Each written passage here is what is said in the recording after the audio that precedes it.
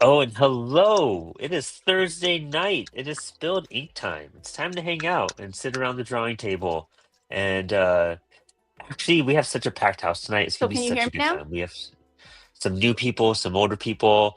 We might be having some connection issues with Carolyn.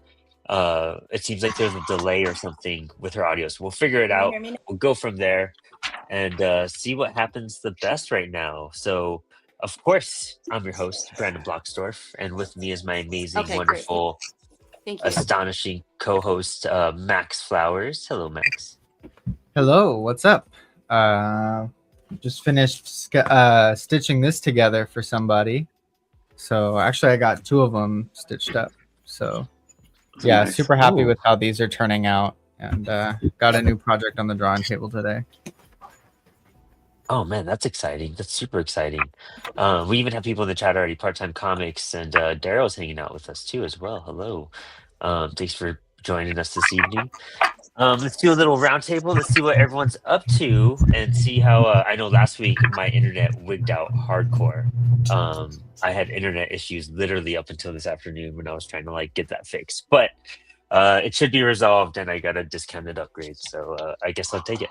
Um, but I'm knocking out one of my third page of inking on my This Comic Goes Fascist submission, so this should be fun. I'm drawing a bunch of glass right now. And then we'll hopefully knock out this page and just like really blast through the next one so I can wrap up this project and get back to traditional stuff because I'm kind of over digital uh work right now so bad. Really can't stand it. So with us, let's say hi to Saboteur. Dude, I missed you last week. Thanks for coming back this week. So we can hang Oh out. yeah, dude, no problem. I was laughing last week. That was pretty funny when you cut out. I tried And like talking. 4 times after that, man. It sucked. I know you're like talking in the chat. That's pretty funny. Dude, it was out until like 8:30, and I was just like, of course, now the show's back, and watched an episode of Stranger Things and went to bed.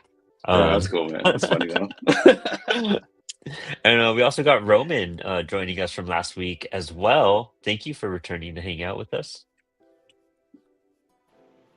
Hey, what's up, guys? Yeah, it's great to be back. Yep. It's good to have you back too, Brandon. Missed you last week. Dude, I'm so hyped. Yeah, I was watching a lot of the stream. You guys did some killer stuff last week, dude. I can't wait to see what you blasted. Anything specific today that you're doing? I guess I'm still working on some eyes wide shut, like illustration style things to work with in a bit, Nice. and decided to work on Lost Boys as well. Ooh, that's fun. That's super fun. And then we have a returning champ, Aaron Z. Lee, who's joining us because I'm assuming you're on winter break of some sort. No, we're 1 week out, but I don't know. I'm in the chat. I see people posting about drawing stuff, and I was like, man, I want to do that again. So We missed you. We missed you. well, thank you so much. It's so nice to be back. What are you working on this evening? So this is actually a drawing from last year. I did this around Christmas last year. It's like Wesley the robot and his crush Beatrice, and she has 2 coffees and they're just running. And I was like, you know what? That fits. That fits. We'll ink that tonight. That's fun. That's super fun. Dude, I've been doing digital stuff for like a month and a half now, and I can't wait to just jump back into my pen paper. I've been doing tons of digital pencils. I've been reading a lot of the creepy and eerie and heavy metal stuff lately. So like, I just really want to do something really slow cooked. You know what I mean? Yeah. Where I'm just like really doing super tight pencils.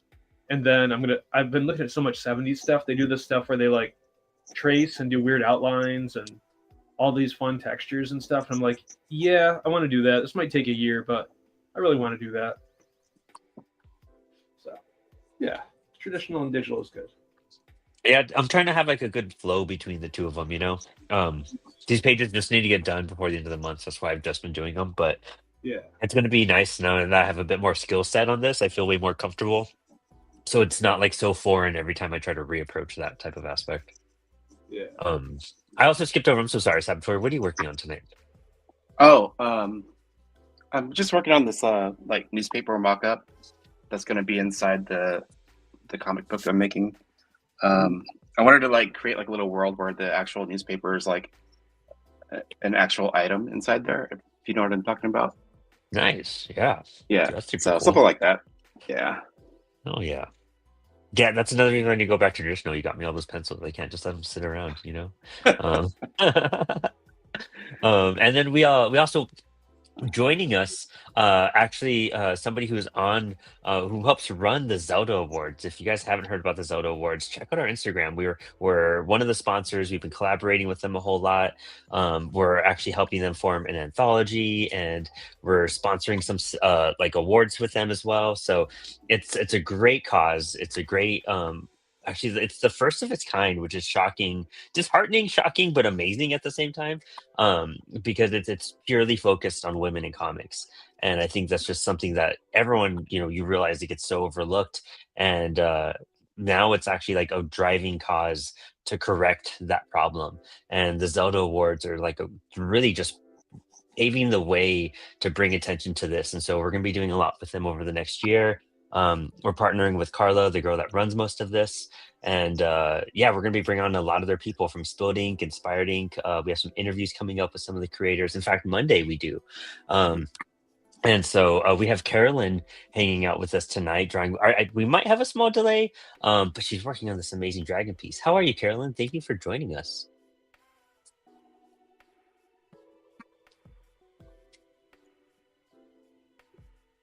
Oh, hey, how's it going?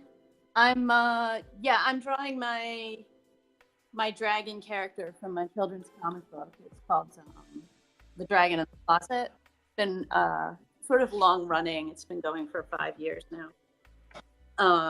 Yeah, and I'm thrilled to represent the Zelda Awards and join up with you guys.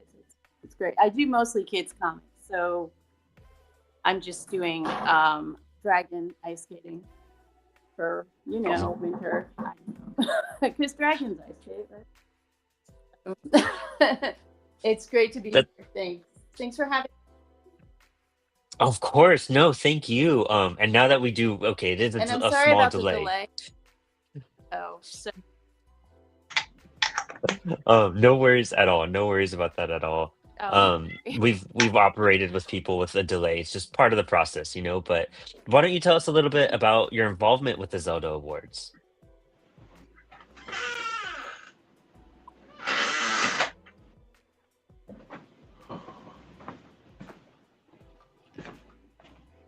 my Hell what? yeah. I'm sorry. Oh, your involvement with the Zelda Awards, like what you're doing with them and how you got associated with them in general. Oh,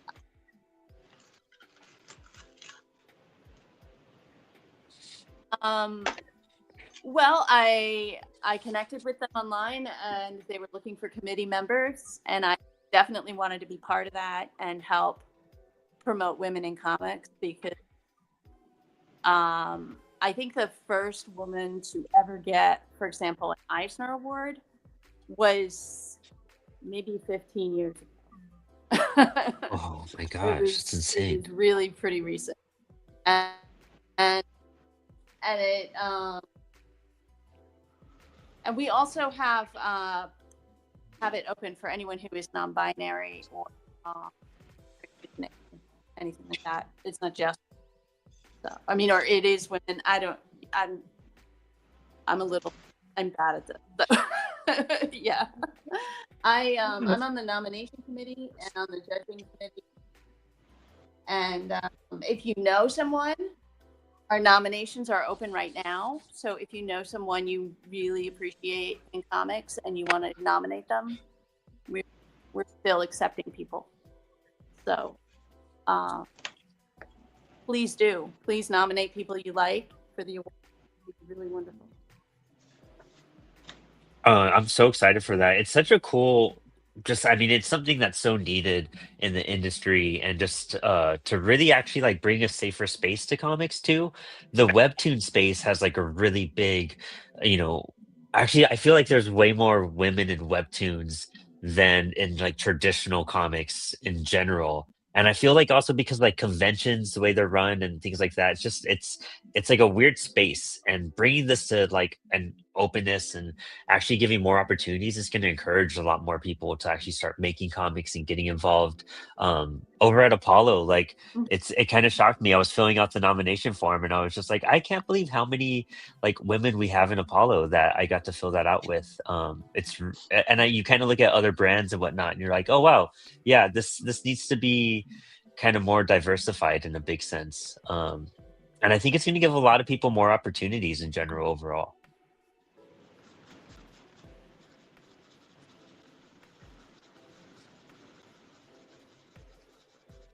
Yeah.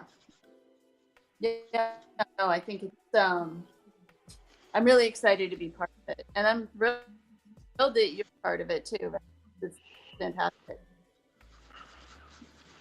Yeah, we're gonna I know the anthology is gonna be exciting. I know we'll be teaming up with you guys a lot more, probably in January and whatnot to start putting that together. And I think submissions are open until February 1st for that anthology. So we have a post on the CWS Instagram page and it'll link you to the Zelda Awards and everybody. So check out the anthology, make sure you nominate people. And it's just so exciting. I can't wait to bring more of the creators on. I think we're interviewing Sarah Cook in 2 weeks as well. Lots of cool stuff you guys will be hearing all about the Zelda Awards here. It's going to be kind of like Zelda Award season the next probably 3 to 4 months, because I believe it all takes place in March or April, if I remember right. That's cool.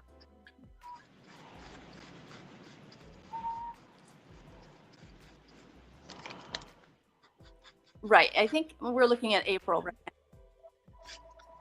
Yeah, that sounds better. Yeah, that sounds a lot more correct, honestly. Cool. Dude, so exciting.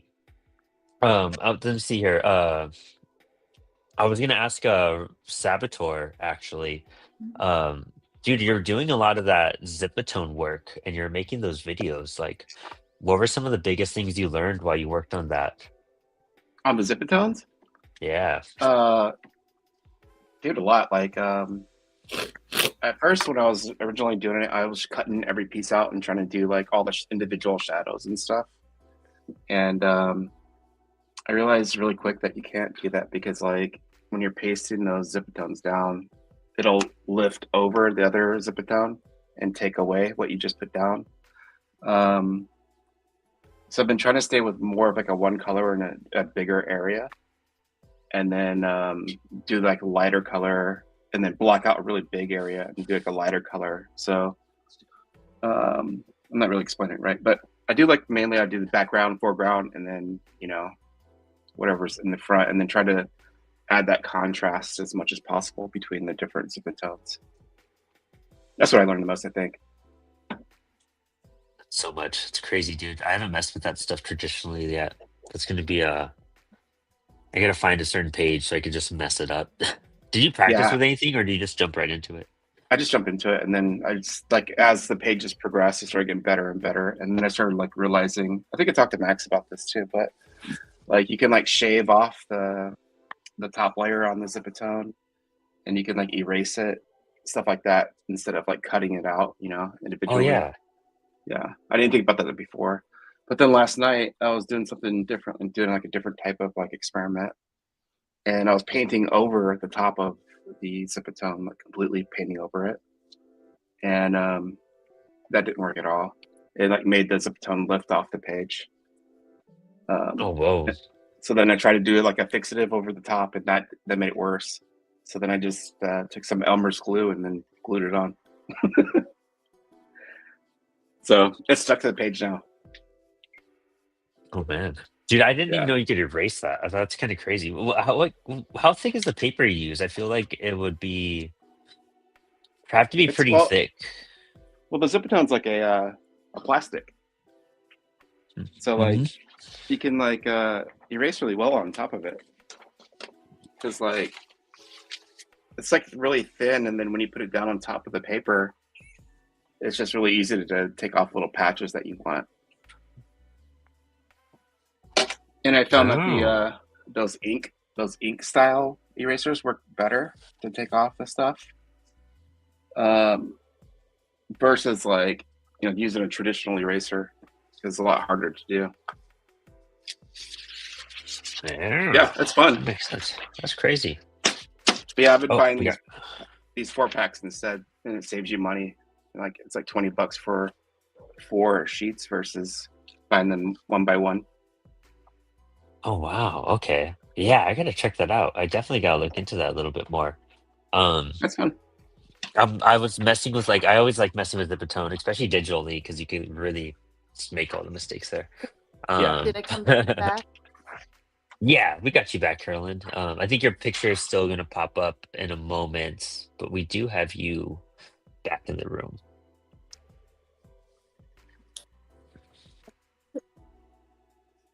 I think your camera's just dark right now. But that's it. Oh, we have in the chat. ID Walker was saying, "What's going on, guys? Brandon, I'm so sorry I didn't. I wasn't able to show up a few weeks ago for the virtual con. Dude, no worries. Dude, that virtual con was so much fun. It was super interesting. I think a lot of things. We're having a meeting to see how we can organize stuff a bit more, and then kind of make it better for next year. So I think there'll be better opportunities the next round we do this. But it was a lot of learning lessons with this virtual con. It's the second one we've been a part of. We sponsored that one as well, so we didn't run it. I just kind of teamed up with the people and helped them organize some panels and find people to be on them and kind of like spread the word about it. But yeah, we got a good job on your new book too. Ian, I just saw that Pantheon 5 is out, so super hyped about that, man. I know we backed that on Kickstarter as well.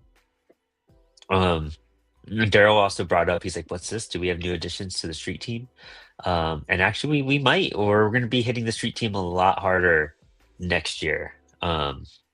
Things got so crazy with the print on demand that a lot of things kind of got switched around on priority list and attention spans.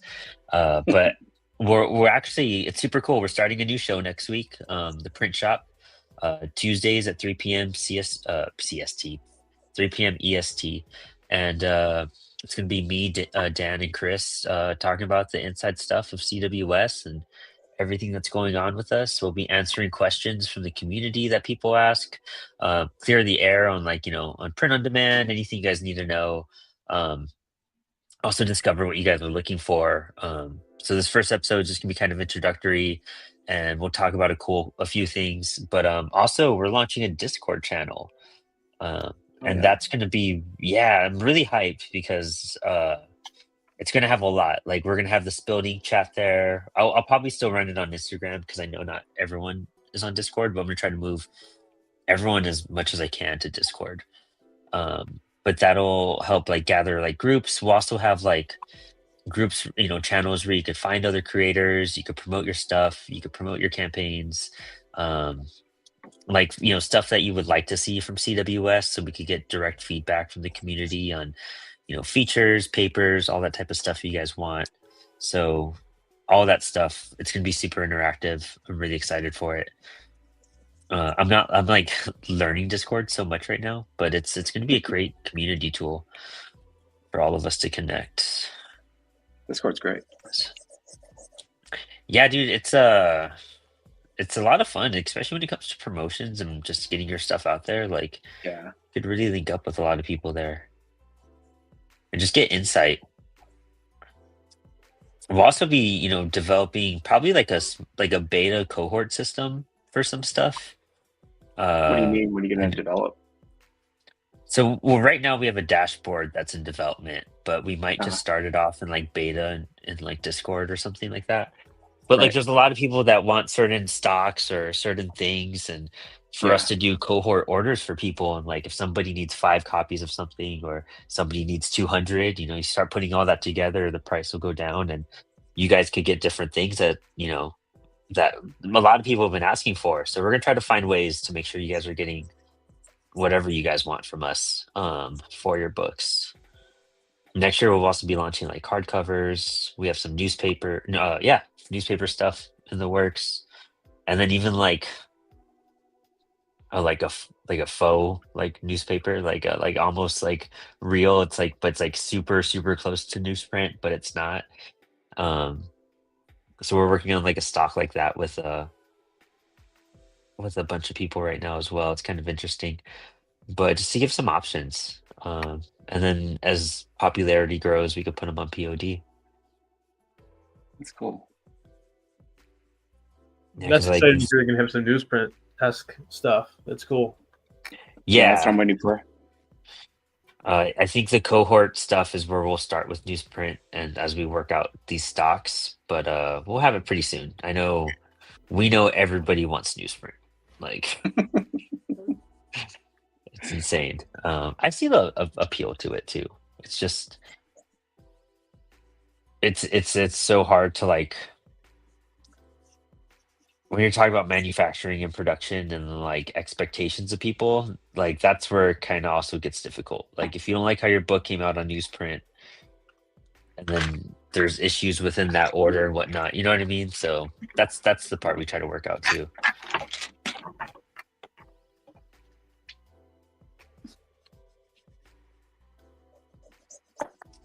Um, Carolyn, the books you work on, what formats do you just traditionally, print in, and are they hardcover, soft cover? Like what size books do you usually try to create?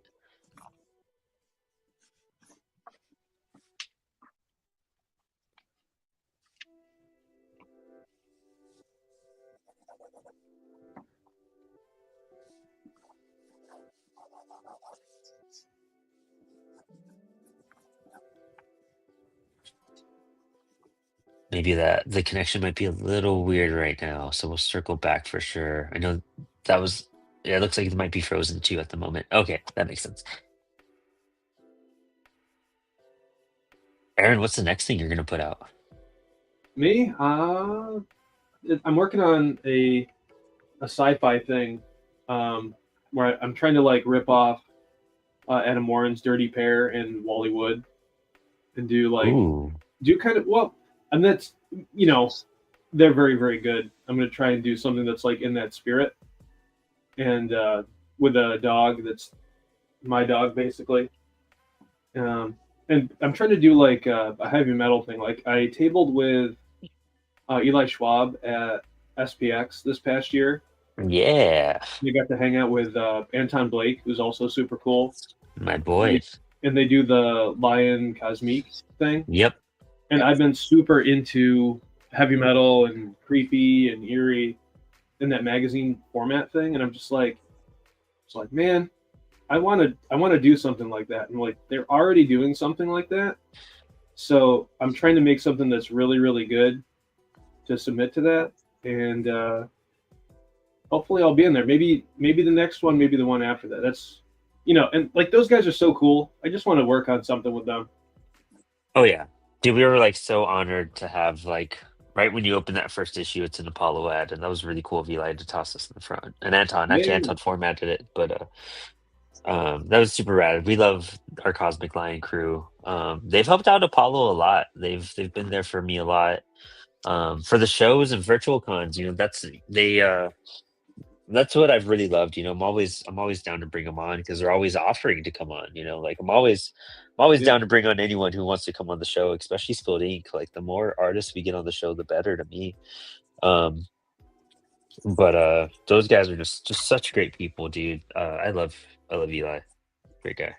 Yeah. And Anton's amazing, dude, and Anton's just a phenomenal artist too, dude. Like, yeah, he was the one I was like most impressed with. Maybe I met him just in passing at another thing before then, but like I got to like chat with him a little bit and like hang out with him. I'm like, man, I really like this dude. And he was like describing himself as a post-punk dad. And I was like, hell yeah, I'm a post-punk dad.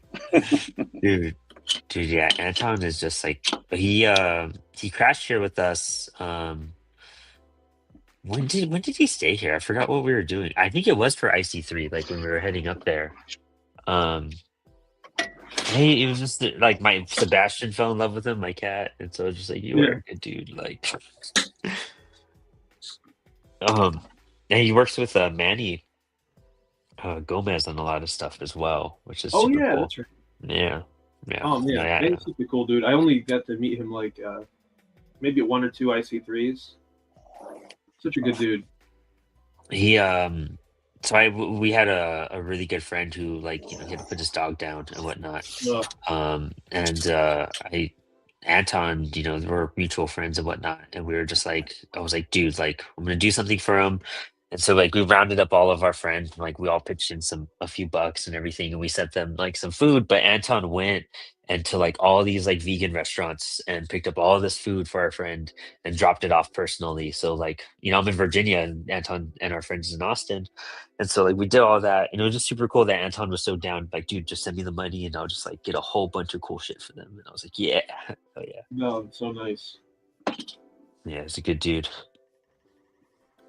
Yeah, my main mission lately is I got I applied for a job teaching at the high school. I had been at the middle school for 7 years, and there was a position that's like hybrid graphics and studio art. So I got that. So I've been busy building out new projects and figuring all that stuff out. But it's going really well. Dude, yeah, you and Jade are like our holiday, summer break, winter break people that just like come and invade the show because you guys are off of school, and I think I love that so much.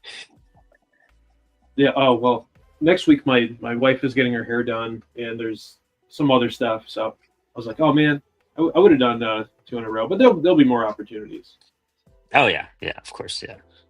Yeah, we'll probably take I was trying to look at the schedule and try to figure out stuff, and I was like, I think we might take the 25th and the 1st off.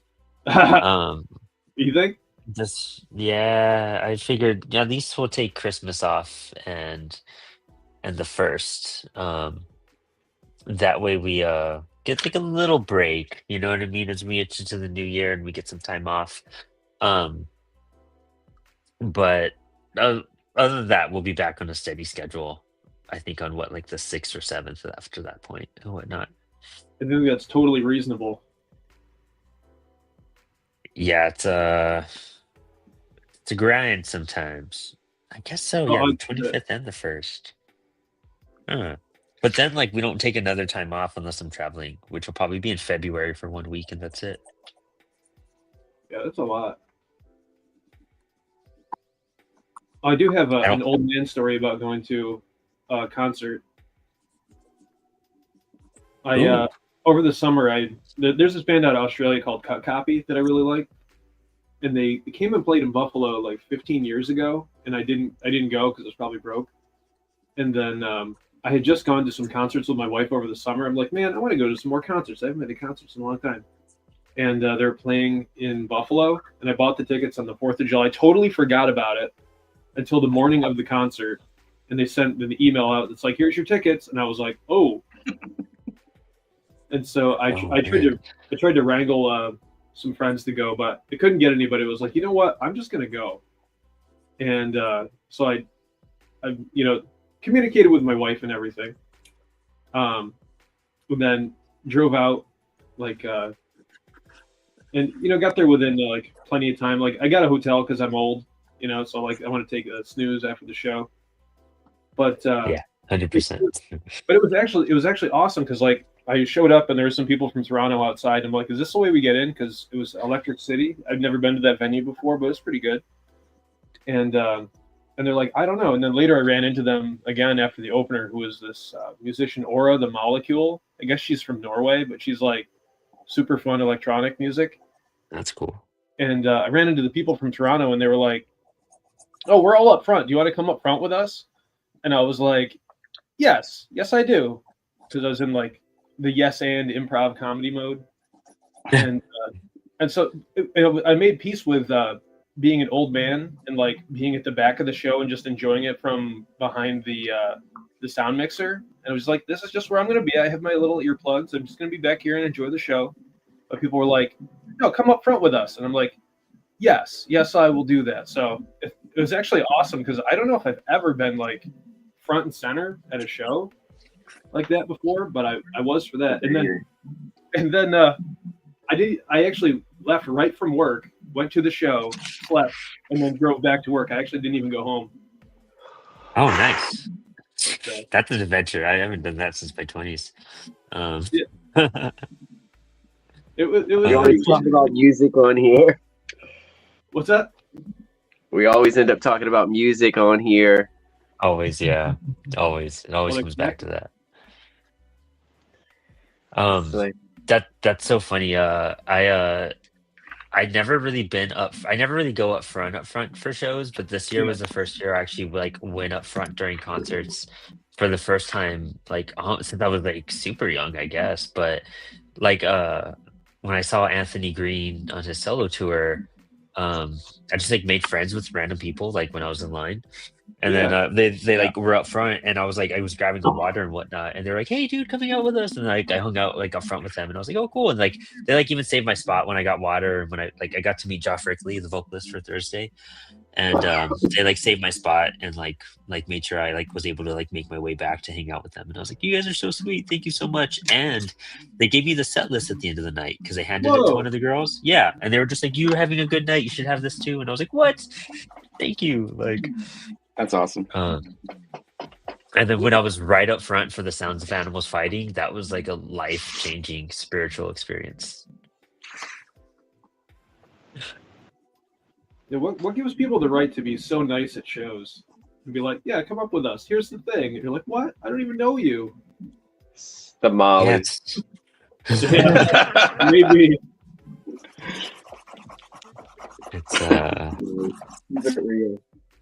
it's such a communal event, you know what I mean? Like we're all there for one reason, kind of.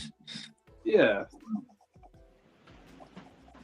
It most of the time it is. Sometimes I've been to some bad shows before, for sure. Well, yeah, of course. You know, one of the worst crowds I've ever been in that was just like rude and aggressive. Jimmy Eat World. Really? Swear to God, dude. Yeah, Dude, there was like just nothing but like these really like it was just like jocks. You know what I mean? It was really weird. yeah. I was thrown The off. disco They were biscuits just were pretty rough. the what? The disco biscuits were pretty rough. No, yeah. Like it was a crowd of in between shows at a festival, and there was all kinds of hippie stuff. And then the disco biscuits came on, and everybody got a little more rude compared to the hippies. The last time I saw Blink, actually, the crowd was really bad too. Like they were I don't know, they were like way too like wasted, to be honest. Like it was really uncomfortable. When I saw Blink, there's like the nosebleeds, right? But the nosebleeds were like a lawn because it was an outdoor amphitheater. Yeah, that's right. So- I saw him in this place like that. Yeah. Yeah, so the people up in the nosebleeds started a giant bonfire and then started pitting around that and just throwing junk into the bonfire. So that was quite an experience. It was like its own ecosystem up there in the nosebleeds. Yeah, man. Dude, it's so funny when we saw him last time. It was with Javi actually. It was in Bethel, New York, and we were like, why are they playing in Bethel, New York? That's such a weird spot, and it's like this like a really nice outdoor venue and whatnot, and it was super pretty, and it was like it looked great, like it was gorgeous. And I walked in, and we were pulling up to this place, and we're like, man, there's a lot of hippie stuff around here, like a lot of trippy like hippie and tie-dye stuff. And we're all walking in. I'm like, wow, I guess this region has a lot of hippie vendors. And we're like, oh, that's a pretty sick Jimmy tribute. Like, it was a big light thing of like Christmas light looking decoration of Jimi Hendrix. And we're like, huh, how cool. And then Blink is playing, and Tom is like, and it's crazy that this is where like Woodstock was at. And we're like, oh, we're where Woodstock was at. No wonder it's like Jimmy's thing, and it's all like hippy dippy and whatnot. So yeah, I got to be in this. I saw Blink where the original Woodstock actually was, and that's just a cool thing. It was in the neighboring county, Woodstock. Woodstock has no big venue. Yeah, right. I thought Woodstock, New York, was like literally Woodstock, like New York. I lived there. It's a cool town. I love it. It's like less than 4,000 people in that community. So, and it's mainly writers. Like a lot of the people there are writers. Like it's a serious writers town, I believe. And of course, you got famous people that retire and move out there, but they're not like directly in the town. They're like own their own mountain nearby. Um, I mean, I guess it's controversial now, but like Neil Gaiman lived up there and Yeah, like actually Neil like Gaiman sold and his his book. wife have property up there. They have a Yeah. bathtub outside and all the stuff mentioned. And yeah, I was Jeez. like, oh no, when I heard about yeah, he's one of the big. He has the like he's part of that bookstore. They have that little bookstore that, and he's always signing stuff at the bookstore they have in town.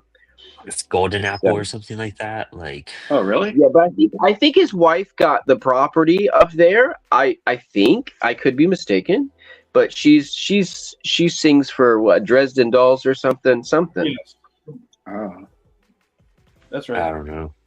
She's got a cool voice. She does a lot of like duets and stuff for like alternative kind of, I guess gothy stuff. That's cool. I only checked out some of her. I know she's had many bands before.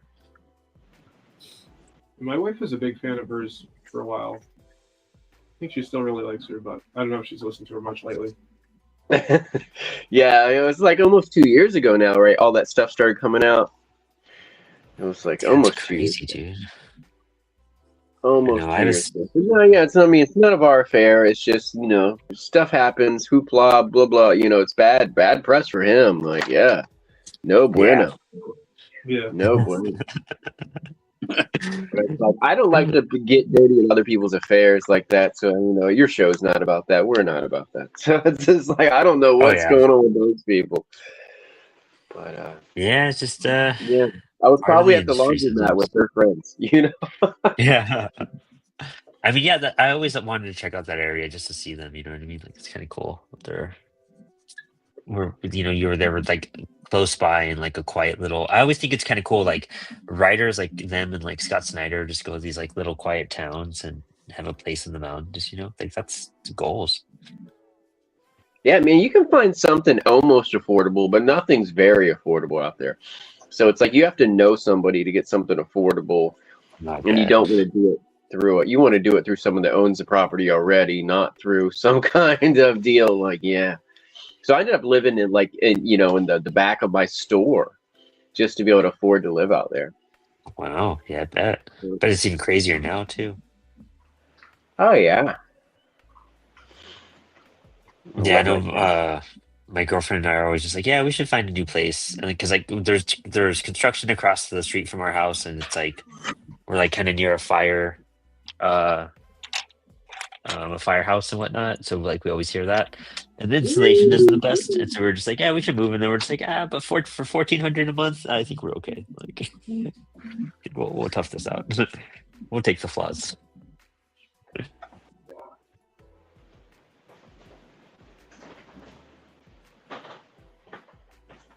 Yeah, rent's gotten crazy everywhere for sure. I sold a house and then I moved to Woodstock, and then I'm in a similar situation now, but I have a half a house or more. It's like a duplex. Yeah, I'm So in it's like a just townhome basically. different situation, but more free time now than I had when I was in Woodstock. Even though it seemed like I had free time when I was there, but I have more free time now. Nice. That's what I was just talking to Jade about is just Jade Louder. We're just like, being able to appreciate being bored right now is like so rare, like oh yeah. we have so much at our disposal, and that's what like TV and streaming services and social media is meant for you to do, Right, is to like right. never be bored. And sometimes you just really need that as a creator. Yeah, I mean, just pick up a pen, pick up a pencil, go outside, get some sun on you, turn off all the So you electronics for an hour or two. guys in New York? I'm in I've been Virginia. I was in Woodstock in 2023, I think.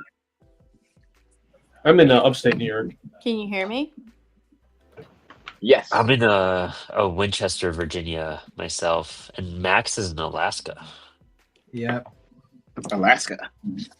Yeah, that's what this drawing's about. Is Alaska in winter, man.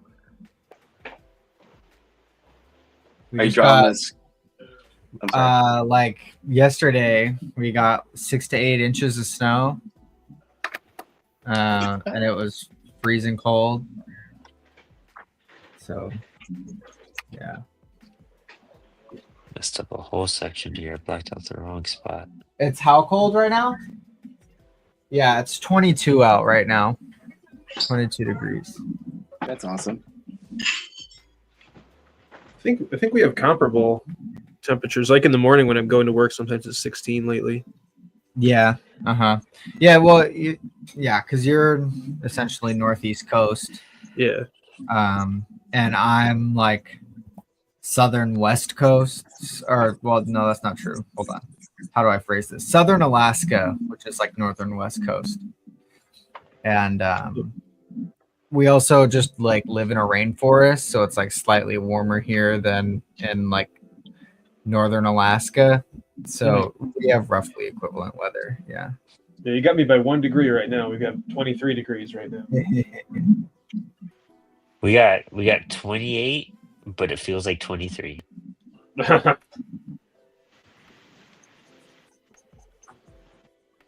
I hope it doesn't snow this weekend when it might snow on Sunday, and I'm like, no, not when I'm driving back. Just like I thought there's going to be a winter blast this week or this week sometime, right? Yeah. Negative Well, 50. Let me just get home, and then you do that. We had a 2-hour delay today because of ice. Yeah. Winchester had like a 2-hour delay, I think like a week or two ago, because we were supposed to get this crazy snowstorm in, and then it didn't come. It just rained. And then Thursday, actually, like my internet, like I thought the reason why it wigged out was because Friday woke up and there was snow. I was like, whoa. All right.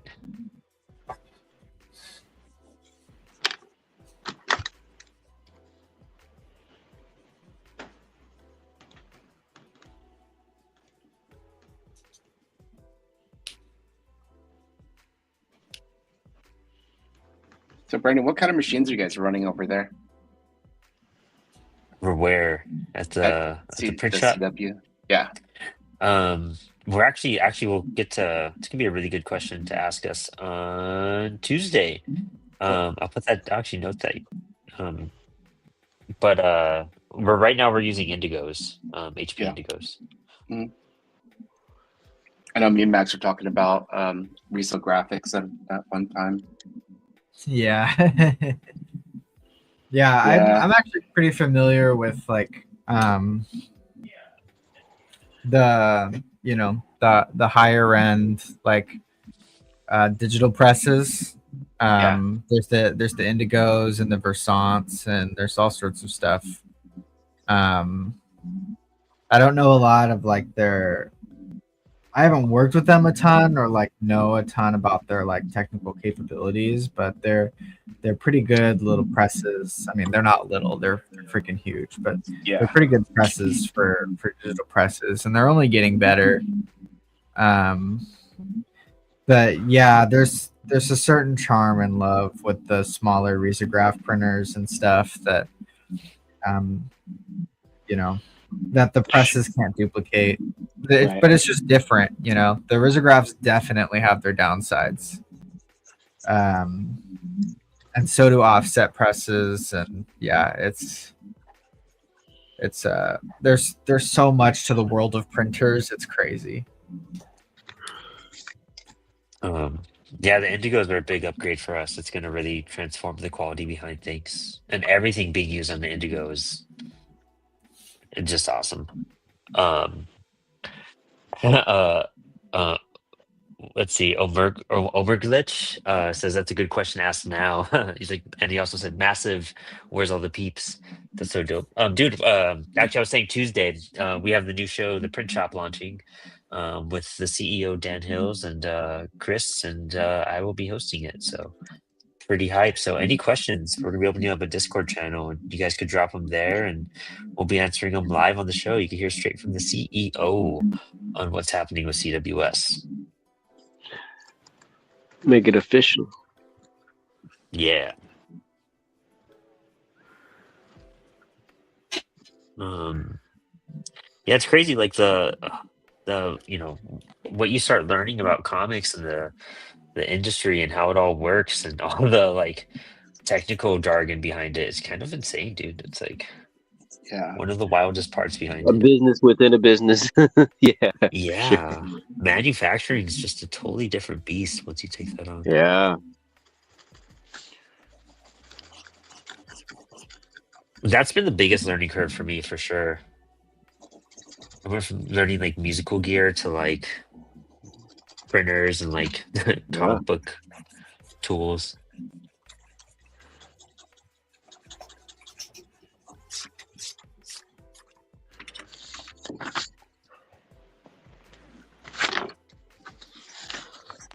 You know, I use the color drop because I'm doing digital stuff right now, and I feel like I'm cheating, man. Do you know what I mean? Like it just feels No, it I do the helps, same you thing know. all the Like time. I'm in a bind. Yeah, you know what I mean. I'm getting it done. You know what I mean. But I'm just like, man, I should be. On one of the pages, I literally spilled ink to my iPad wigged out, and like I tapped it and it did a color drop, and I tapped it again and it did another color drop, and I was like, what the heck? And then my iPad crashed, and then I couldn't like revert anything, so I had to Oh, like dude. negative space some stuff and figure it out. It worked out. Like I think it looks better now actually, but it was a key moment for sure. I see the chat. Someone's in the chat. I'm gonna say hello to Omer Glitch. Over glitch. Hello, Omer. Omer, hey, do check us out on. I mean, we're watching on YouTube right now. There should be a subscribe button, but everyone's links are also in the episode description. And you can even sign up for the CWS newsletter as well. But we do this every Thursday, so please, you know. Also, I missed all this. He said, I'm looking forward to get my next HP printer. Hail to Saboteur Comics. I'm here to hype Charlie, everyone on the panel. Dude, you super awesome love from him. Who's driving my Batcave on the top left? Oh, it's That's Max. me. Dude, Yeah. what are you working on tonight, Max? This is my house, man. This is the lower level of the house, and it's the question at hand is, what do you do in winter? And the real answer is stay inside. But I'm gonna have us doing all sorts of stuff in the house. I've got us sleeping. I've got us making soup, playing games, eating, sleeping more, laying on the ground, drawing, drinking coffee, fighting, drinking more coffee, you know, freaking embracing the void, doing whatever, man. Where's the It's escape rough out here. patches? Over Glitch asks, when can I come over?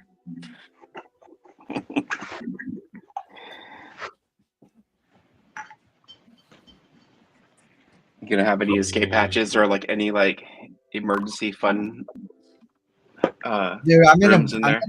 in a sub basement. It's like if I need an emergency hatch, I gotta dig through the ground to get out.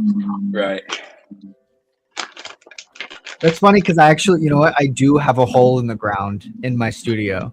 It's just Why? an open hole in the ground that leads to the dirt. That's wild. That's weird. Yeah. Like underneath the fireplace. No, it's just a random hole in the ground. I don't know what was there, but we got to fill it with concrete soon. We've been meaning to fill it with concrete for like 2 years and just haven't gotten around to it. If it costs money, you always put an ad out to hide a body, and I'm sure they'd cover it.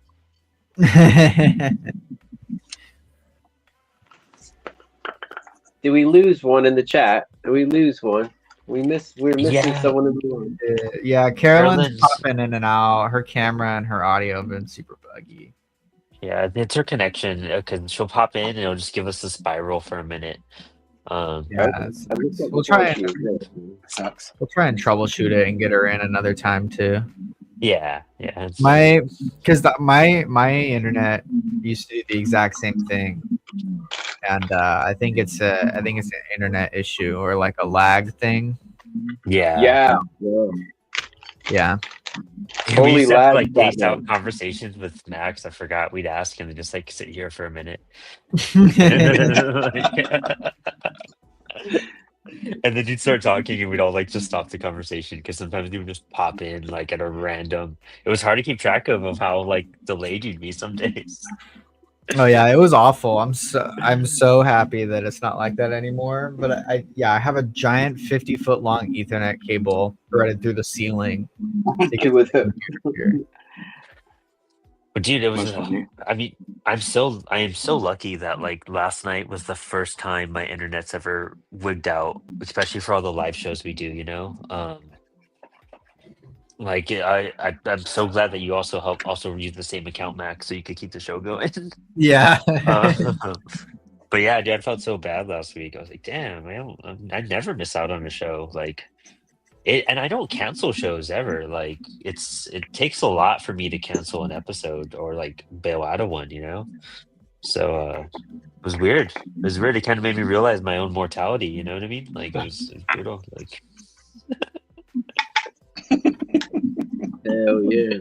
We're getting real dark. That was pretty funny. You know, I will say that I don't mind using like when you hold down the pencil sometimes on the iPad because like I can't really draw like I draw better circles by hand with the pencil than with my screen. Oh, you mean when you're trying to complete the circle on the iPad? Yeah, I get all squiggly. Let's just hold it all the way down and it completes the circle. Yeah, that's what I do. I'm just saying, like, I don't feel guilty about that sometimes because of that. Yeah. Do I need to draw the saxophonist, or can y'all sing "Cry Little Sister"? From Lost Boy. Should I draw the saxophonist? Saxophonist. There's like a Always. saxophone solo in Lost Yeah. Boys that people still Yeah. talk about to this day. It's took lit. me a Man. What are second. you talking about? We love the sax solo. It took me a second to catch Oh, on. I forgot but about that. It's such a not good Cry Little soundtrack. Sister, though. Man. Oh, I love the Lost Boys soundtrack. Yeah. This is straight out of Cry Little Sister from the one I'm sketching tonight. Yeah, when they play that's when she jumps on the back of the bike. And he's like, I want to be a vampire. Because those are the cool kids in town. I don't care what my little brother thinks, hanging out at the comic book store with the frog crew. Nope. I gotta be one of them vampies. I gotta eat the worms, the rice, and hang out on the beach all night and eat the people. That's where the cool kids are.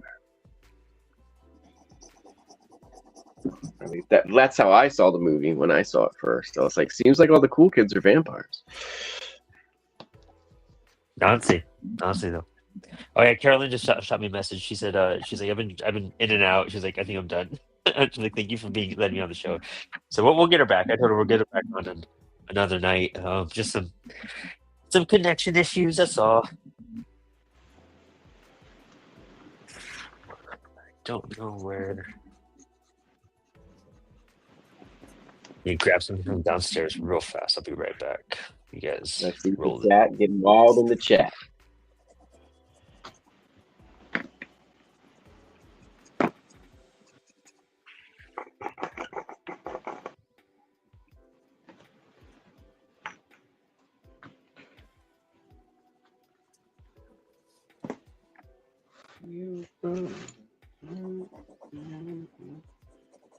My cat's taking over.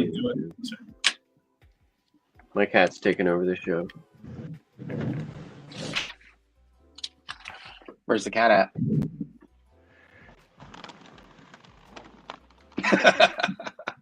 Just hanging out. That's awesome. She took my chair.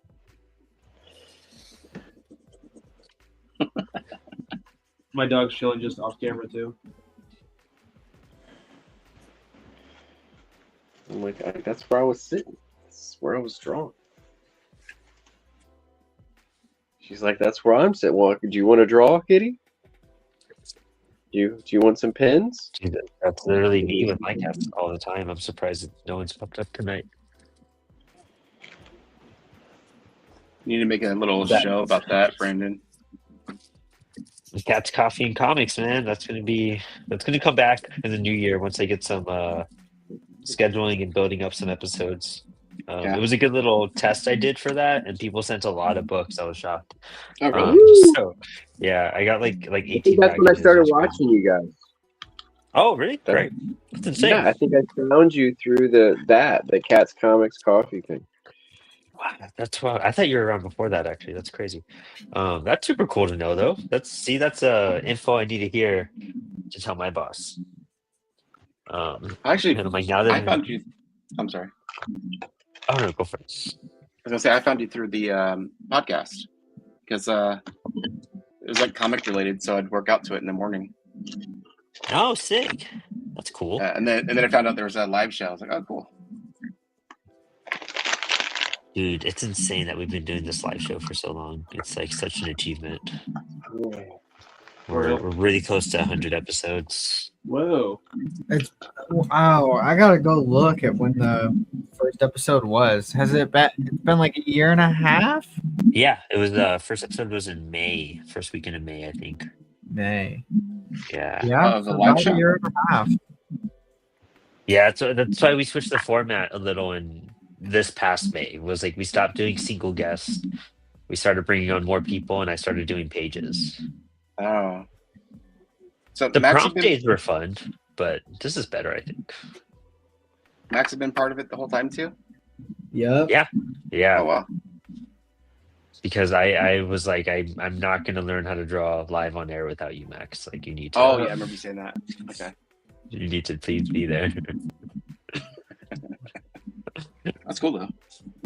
And the first like 3 episodes, I think were just like me and Max too. It was like we inked a Doom Patrol piece he did. That was the first episode, and then we did like basic drawing shapes on the next episode, and then like something else, and we started doing prompts after that, and that's when we started inviting people. Yeah.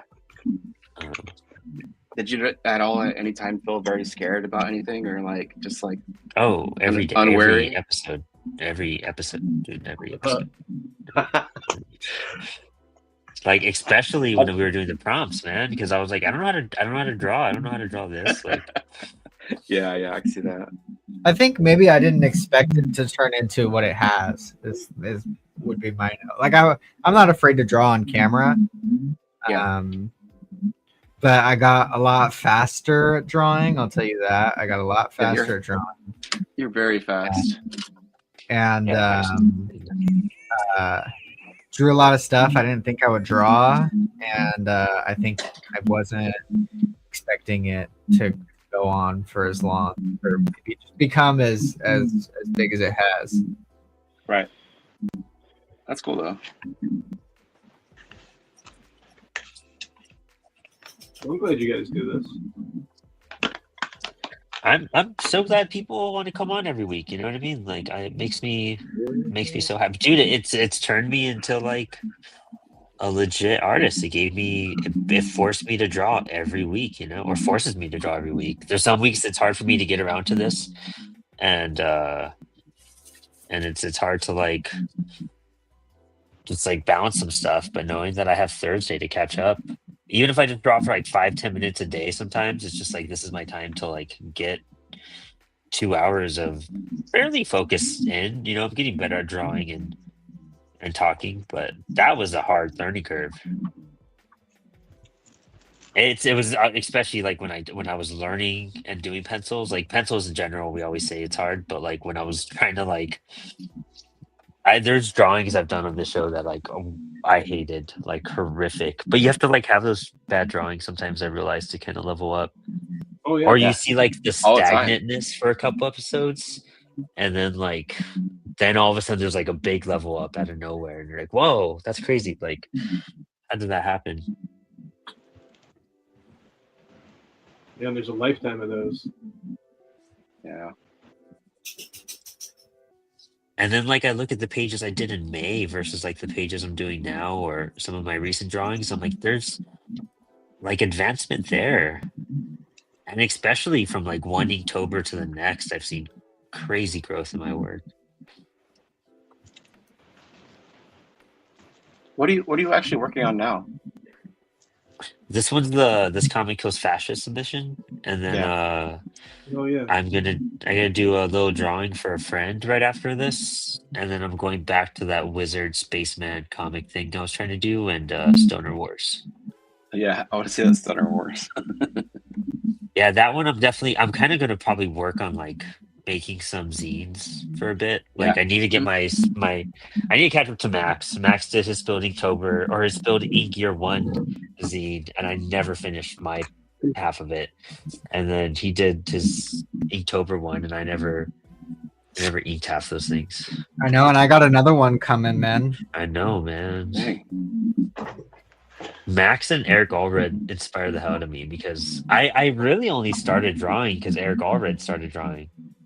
And I was like, fuck you, dude. I'm going to draw then. And then he started doing comics, like pages. And I was like, you know what? That's why I started doing Stoner Wars because Eric Allred started doing OS Shorties. And I was like, all right, you're going to do that? I'm going to do this thing. Cool. I did out of spite. I learned how to draw out of spite. It was very, very Larry David. We should all become thank you. tattoo artists. Time next week. Dude, that for reals.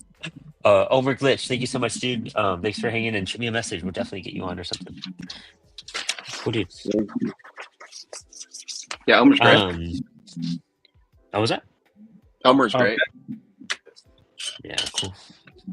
Back in the day, I changed my major to graphic design because I was working as a lifeguard, and one of the other people on staff was like, "Oh, I'm doing graphic design," and she showed her poster to the supervisor. I saw it and was like, I can do way better than that.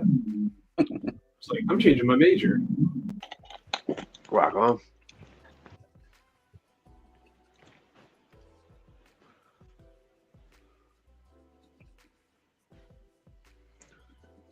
I wonder how much Is that I what would you- have pursued art if I like didn't get discouraged as a kid. You know what I mean? Like, kind of hate that that happened. I got discouraged and I still did drawings all the time. I just wasn't allowed to take art in school, but I still drew. Why didn't they let you? My dad was an engineer and didn't want me wasting my time doing stuff like that. That's literally what happened to my friend Sam. He was really good at graphic design. Like he couldn't draw, but he was really good at graphic design. Yeah. Like he really understood those programs and won like a couple contests too. Like he was killing it. But then like his dad was like, "Oh, you can't do anything with that, so you should do engineering instead." And he was like, "I guess I'm doing that then." And then he's like, I don't use my engineering degree at all. That sucks. Yep. I had a similar experience growing up with my parents being like, what are you going to do when this art thing doesn't work out? And I like to remind my mom about that all the time. It's like, oh yeah, I have a house and a family and a steady job being an art teacher. It's like, yeah, it did work out. I was told when I was really young by my brother and I think someone else that like they got after me for tracing and I was trying to figure out shit and then I just never drew again. I let my kids trace all the time because like you can learn from that. So much. If I was like not an insecure 6-year-old, I probably would have pursued it more. Yeah, as an art teacher, I did after school programs. I drew templates for my students to, use those templates, and I just wouldn't draw the outfits or the faces. I would do outlines of people in all kinds of forms for them to do characters for their own comics until they could do their own by hand, That's a great idea. I will probably steal that because I did 4th grade. It was mainly 4th. It was like 4th and 5th maybe for the comic book class, but I did 3rd through 9th grade for 3 years for different programs after school. Nice. I actually just got a comics class approved for not this year, but for next year, which I'm super psyched about. See, I wish my school had something like that. I'd be so like, I don't know. I'd be so excited to go to school. Yeah, yeah, different levels of kids progressed at different speeds with it. So it was after school. So I would say like 1/3 of the kids were moving really fast, but everybody else was either medium or needed to catch up. But we got to give extra projects to those kids that were doing it the fastest, you know? Yeah. I'm hoping to do like an anthology next year with them. Maybe we'll see what skill level they have. But I would love to do a book with all their stuff together. What age group or what grade level? 9 to 12. 9 to 12 years old or 9 to 12th grade? Grade level, sorry. Yeah, high school. Okay, yeah. They're ready for it all. Like, all you got to do is give enough guidance with the older they are, you know, and then the younger ones just need belief in themselves, you know, from what I found out. So as long as someone believes in them or believes that they can do it and just gives them a little, you know, nudge and know-how, they'll move along. And then the older ones, they all can do it. They just need the little a smaller push and just all the tools. Yeah, like I have some students in studio right now, and there's like one kid who draws like these cartoons, and they're not like super technical, but they're like really funny. Like they're just like really weird faces, and I saw him drawing a few of those, and I was like, "Oh, you did these?" I was like, "Oh, these are great. These are great. Like they're so expressive." I was like, "I think you have found your artistic voice," and I think he like totally didn't expect me to react so positively to the drawings because it wasn't the assignment. But I was like, all our assignments now are this. We're doing this now. You're doing this. And maybe I can get him into a comics class because the faces are just so weird. And he started doing like caricatures of the other kids too. And I was like, well, this is great. So, dude, if you do that comic class and if you need help from anything or like even want to like bring them on a show and we do a special night like that, I'd be so down. That'd be cool. If you want to team up with CWS on anything with that, you just let me know. Even as like a print partner to like come and talk about that stuff or hell yeah. Oh, I'll have to figure it out. Yeah, whatever you need me for, I'm more than open for that. Yeah, really fun. Definitely like maybe if they make their own book, we give them a discount on a print run or something, you know? Yeah, and like the school could pay for it or something, and we just work something out with you guys. Anthology book. Oh yeah. That's talk to Jay Louder. He did that with one of his classes. Yeah, he seems like such a cool dude. Oh, he's the best. He's the best. He'd love to talk to you about that too. He taught all that. He's an educator, so he taught all of those art classes and whatnot. So he's a good resource if you ever need just some insight. I don't know. That's why you guys are teacher people. Yeah, I mean, that's one of the things I love about going to conventions or even just being on this show. It's like picking up like art teacher ideas. I feel like it's a subset inside of like the Comic-Con crew. It's like, oh hey, you're a teacher? Yeah, me too. It's like, what do you do? Like, how do you incorporate comics into the thing? So like, if I find that out, I always try to like make some FaceTime with the other teachers. Yeah, Jay's a good dude to be with for sure. Yeah, I was wandering around looking for my old templates and stuff. I know they're around with some of my comic book stuff, creation stuff.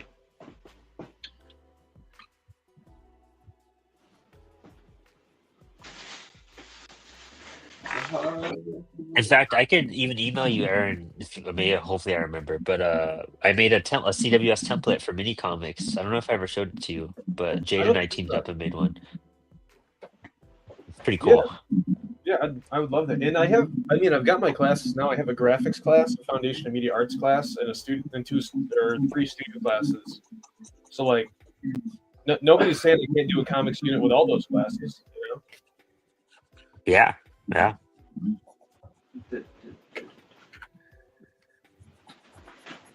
Yeah, it's gonna be rad. I like being at the high school.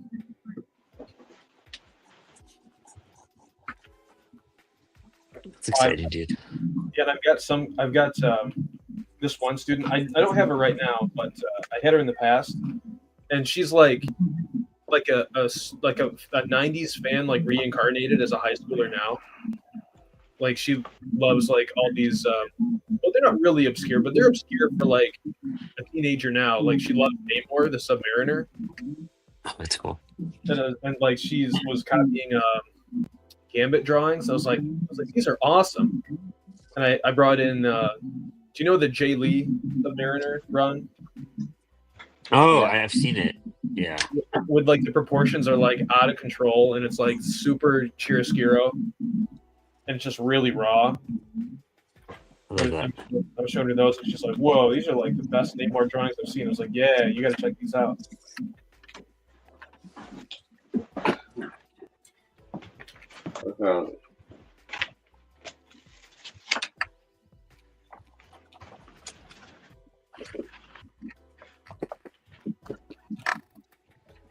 That's so cool. I mean, that's so exciting. I did that workshop for my library and got all these kids making the mini comics and everything, and it's crazy, like seeing someone get inspired and do something, you know, like it's really rewarding. Yeah. And I've told a bunch of my classes about the comics class. I already have a good group of kids that's like, "Oh yeah, I'm doing that." Like, yeah, let's go. Do y'all see what I just put on there? This is stuff from. Oh, nice. So it's like, yeah, this is facial expressions. Oh, the different eyes and stuff, different facial expressions. Yeah, this is stuff I did for my kids, and then I just passed them out. I Xeroxed them after I did them, then passed them out, and I had different heads. Yeah.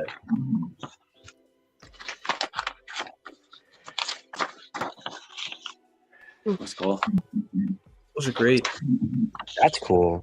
Hair is something I gotta work. Heads are what I'm gonna focus on in 2026. I got hands down real quick. So like heads are my faces. Oh, they're the best. They're my favorite thing to draw, I think. I don't get it yet. You know what I And there mean? was more, but this is what I had to dig them out. But I was like, I knew there was stuff from what I had done for my class, and it was just called comic creation or comic book creation. They just had to develop their own hero, their own villain, and then something involving the two. That's cool. So only some of them got a full story at the end of the kids. I would say like a third created like full stories. Most of them just did a hero and villain in one final picture because they just, not everybody was on the same speed level. Yes. So it's like, everybody did great, but only like a third of the kids created actually a short comic of their own, which they just drew the whole thing out, Yeah. I'm thinking like I was really proud of them. It was just like great to talk to their parents. They basically had a student art show for them. Heck yeah. And it was just fantastic. And this is big, pretty big city and stuff. So it's just like not too many of the kids, look at art that way at that year. And it's looking at colleges even and stuff. So it was great just to see their parents' reaction to how much their kids pushed and made something really cool.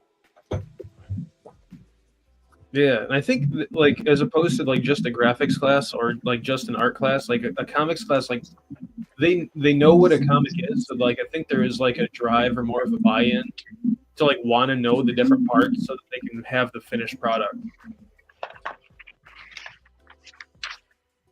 Yeah, they just had to develop a character and then what their power was and why they wanted to help, and then a villain that was trying to stop them and what their power would be. And, then they had to basically see if their characters could meet and what the confrontation would be about. And the villain would be attempting to stop the hero from doing their good deeds. And the villain would be doing its thing. And they had a lot of fun creating villains. I would say that was their favorite day of class, or several, was creating villains.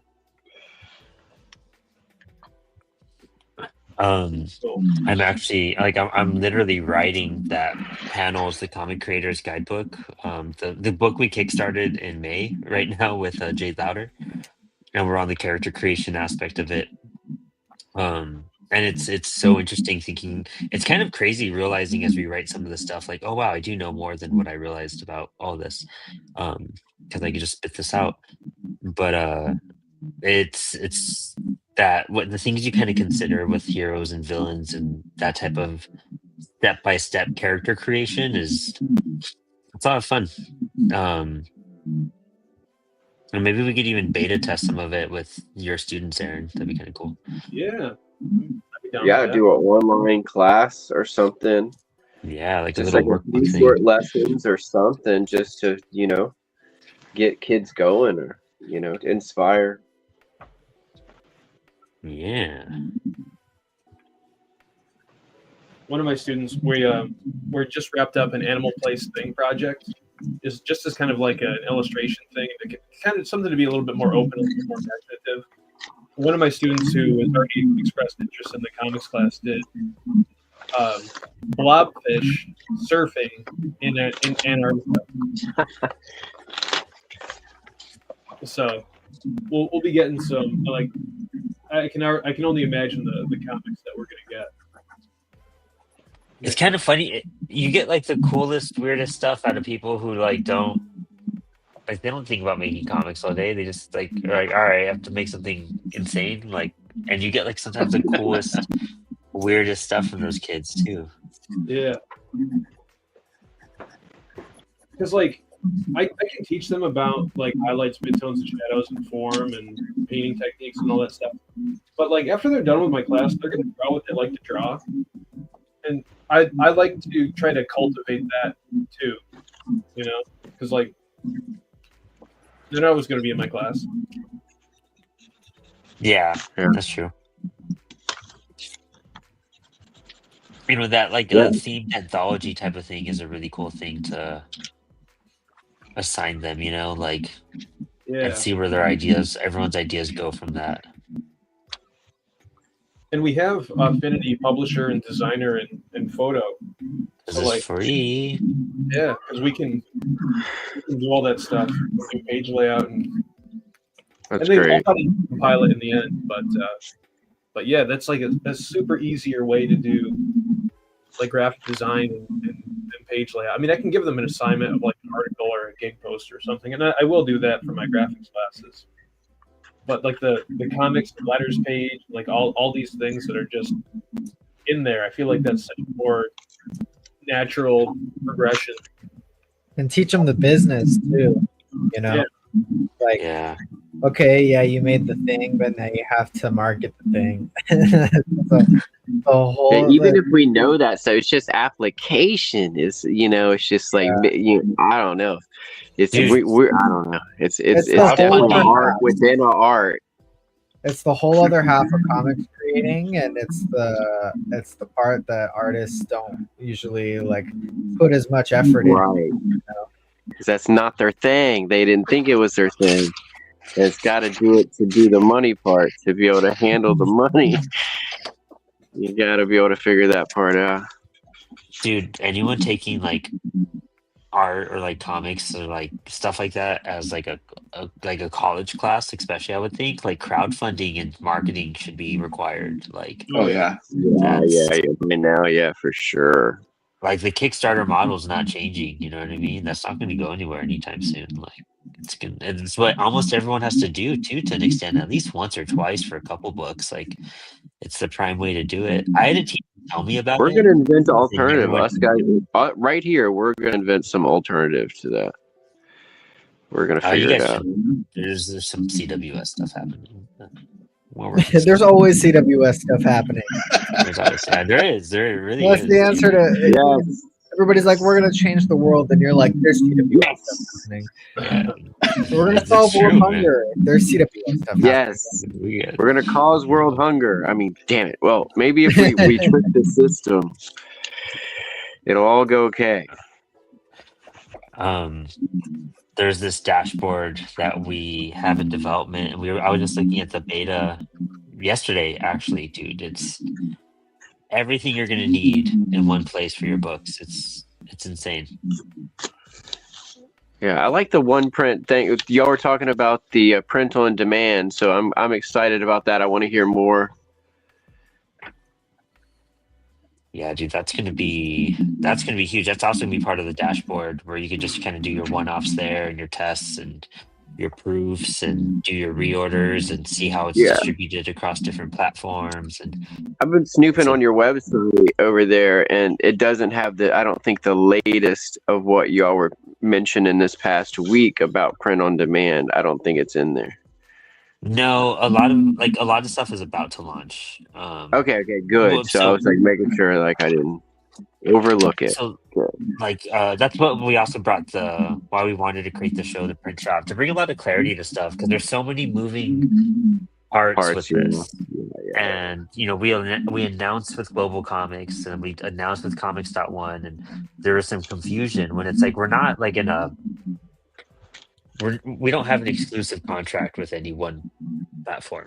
Like I was we making are. sure I was correct in my own thought of Yeah. I didn't see it yet. So anytime y'all mention something new, I'm like, oh, is that actually happening right now? And I'm like, okay, they're announcing it, so they are going to have a release date of more information. Got it. Exactly. Yeah, there's a lot more info to come with all of it. Which is it's just like I said, moving parts, like figuring out initial launches with these platforms, and then we're gonna have the accessibility for creators to do it once our dashboard launches. Right. We don't want to make that capability ready until we have that dashboard ready for everybody.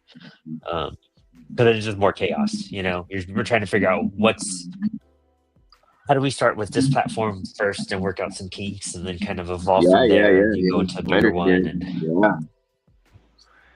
Y'all want to launch it as a good thing. Yeah, success, ready to And go. then, RTG out the door. we also have working through testing stuff with printers and having specific creators place orders and seeing how these partner printers work with us and what we have to fix, or see if they didn't do something in our contract that they non-negotiables we have, or things like that. So, and it's so fast too, you know what I mean, because this has all been this wasn't in fruition. Okay, this is like testing phase until it drops. Yeah, but we just want to prepare everyone too, and that way it doesn't come as like a complete shock. But either way, it's figuring out the best way to relay those messages. Because we went through yeah, and CWS customers know we've been under just all these transformations over the last couple years, and we got out of the crazy hurdle of 2024, and then 2025 was entering it shaky, and then we just launched really hard with everything because of our team. So it's you guys been a ride. Were you guys a lizard company before? Gecko or something? So we were part of Greco. Yeah, Greco was okay, that's what it was. Where we grew, where CWS started was from Greco, and that's why we have the Gecko mascot. You know what I mean? We kind of kept. I was wondering where that came from, right? Dude. Yeah, okay. And so we're keeping him around. Ink has kind of worked out in general. We're actually making it a huge, expansive lore with all of that too, which is really cool. But yeah, once we split from Greco, we and I was actually, that's when Inspired Ink started, was the end of the Greco days into we're associated with a company called Carta who does binding. And so we were bought by them, and now we're becoming our own independent company in 2026. So that's super cool too. We've kind of been able to evolve out of being owned, and that's why these capabilities are happening, and these opportunities are the transformations behind the scenes that really nobody knows about, unless you're on the team, really. Because it's all just, I don't know, back and forth stuff that you guys don't care about that shit. I do. I care about it. I'm interested in it. I like to do back end stuff. As long as you're not owned by Blackstone, it's fine. Yeah, straight up, dude. Yeah, I mean that's cool to know too, because that gives me stuff to we could talk about that on the print shop, is the history and what's happened, and it's really insane, dude. I mean, dude, I could talk about it on this show because the amount of people that watch it sometimes at this point. But when Greco sold CWS, dude, it was it was on fire. The company was in the red. They sold a flaming company to another company, and so we took an entire year to get out of that. and that really hurt us for a while, but once we got through 2024, things started picking up. We kind of fixed our process and our systems, and then we were able to focus on things. And with that focus is we figured out how to do distribution with POD, and we know that's going to change the game for distribution for indie creators, really. Yeah. So how long have you been with the company? I was contract from November 2023. Well, really earlier than that, a little earlier. November's when the show started, so I probably was like... Oh, you were on contract when you joined the show? Yeah. My first I didn't know that. Okay. We launched in November, and then I didn't become part of the team until April 1st, 2024. Like that's when I started. Well, and then my role. Because before that he was doing Apollo City stuff. And the Punk anthology came out in what, 22? No, that was 23. 23. Yeah. Yeah. So 23 was Apollo, and then 24 you joined CWS. Yeah. It was as contract, and then going from there. But I had been speaking to CWS since October of 22, and that's where I met Dan. And that's where we I was able to I was bouncing the idea of a podcast, and I was developing that in the background with him for a few months. And that's when I was like, hey dude, I'm launching this book. And that's why they sponsored our Punk anthology.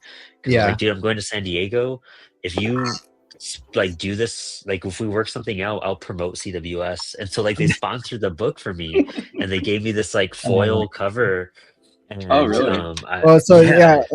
And then in that edition of the Punk anthology, there's custom CWS ads of ink with a mohawk and a brick wall with tags and stuff. And that was the San Diego that I went to, and Brandon was just pumping CWS flyers out there, man. Dude, he had 3 huge stacks, and you would just carry them around and hand them to everybody. That's cool. Yeah, literally, just I would Max and I would run errands or just walk around, and I'd just be walking up to people, being like, "Print your comics, print your comics, print your comics." Fucking. And then I was also up on the panel, so that helped. That's cool. But here, I have seen sorry. No, go Charlie, speak. I was gonna say I have seen quite a few CWS ads in some of the comic books I've been buying. I can't even tell you which ones, but there's quite a few in there. Yeah. Does he get a discount for doing that? Yeah. Yeah, if you do the custom comic option, you could get a discount in there. Yeah, there's some cool stuff. It's crazy how we've grown. It's crazy customers that left, and then came back, and then it's crazy the customers that have stayed the whole time. And then it's interesting seeing the quality of these other printers. There's another company in Arizona that does POD, and so I did a test order with them, and it was $20. Nah, different one. I don't even remember their name. I don't know if I'm allowed to say it, to be honest. Oh, I'm sorry. But I'll tell you. What do you think about that? If you message me, but no one's listening. Say it backwards. But yeah, it was $20 for a single one-off, and I was just like, "What? $7 to produce, and then they do freight for $12, so it was $20." Ouch. Yeah, that's insane, and it's crazy seeing that, because we are gonna demolish people with our pricing soon. We already do, but even more so with that. That's really cool.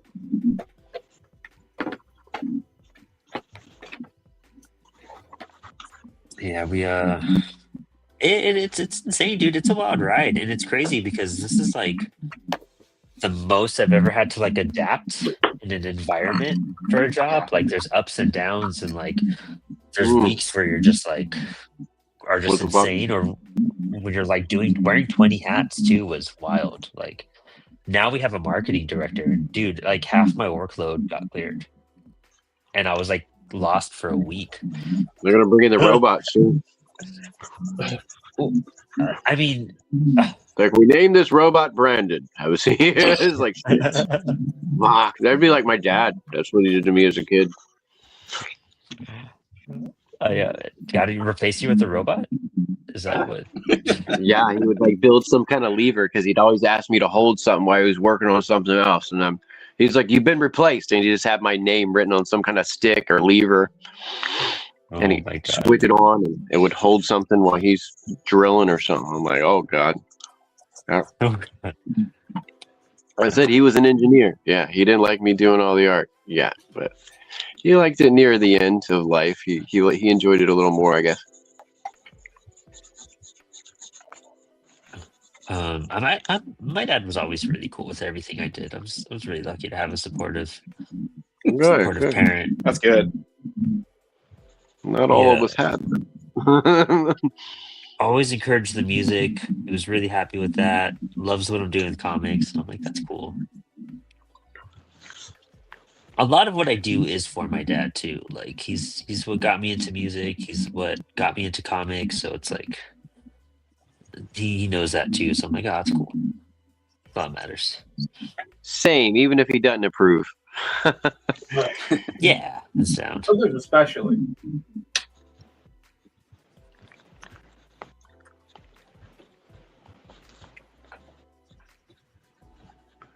I think that's what's been so fun about CWS too, is like it's a really challenging problem-solving environment. Like I've never been put on my toes so much or like in spots. Okay. So what is your Also, actual title? Brand and community director. Okay, yeah, I saw that on an Instagram post, I think. Yeah, that's what tripped me really out, cool. getting a title like that. Yeah.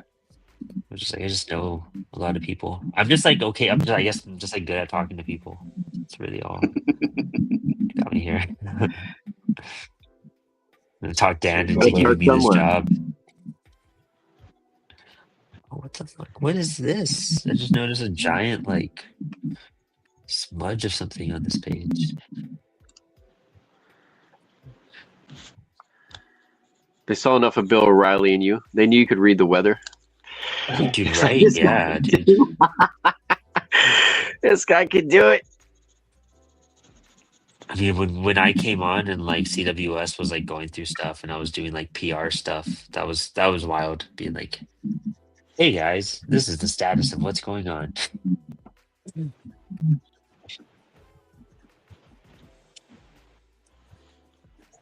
That's cool. I dig it. It's a total dream job. Hell yeah, brother. Yeah, that's when it's worth it. Yeah, because you kind of like when you think about doing comics, you're like, I want to write, I want to draw, which is something we are all literally doing right now. Yeah. But finding other parts of the industry to get involved with will actually get you really far as well. And that's where I was like, oh, this totally makes sense then. You're a writer, correct? Hello? Yeah, I was mainly a writer until I guess recent when I started doing other skill sets.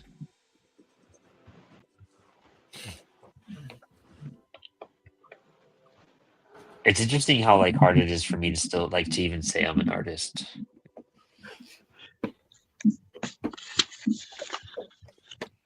When I'm working with the kids, whenever they're like, "Oh, my hand hurts from like drawing too hard," I go, "Ah, now you're a real artist." Yeah. There's calluses. Come on, kids. Those are war calluses. I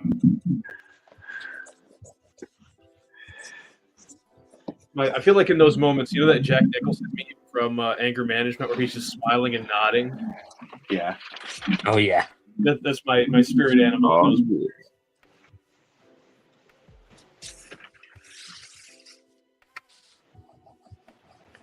I'm doing my Fidelio scene over here with when he takes his coat at the door when he goes to the part for the masquerade ball.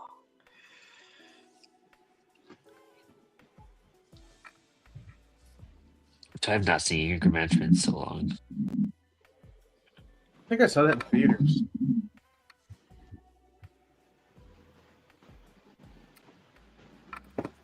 Latest movie I saw in theaters, Zootopia 2.